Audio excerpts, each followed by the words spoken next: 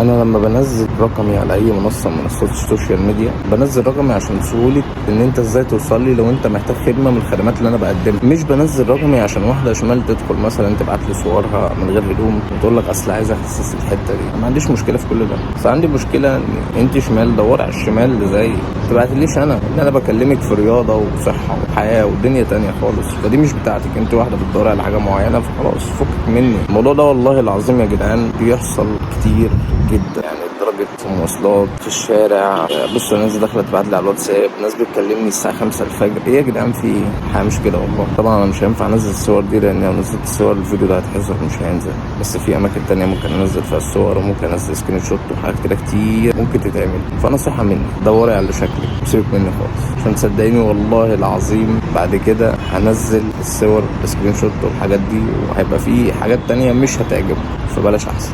صباح الخير.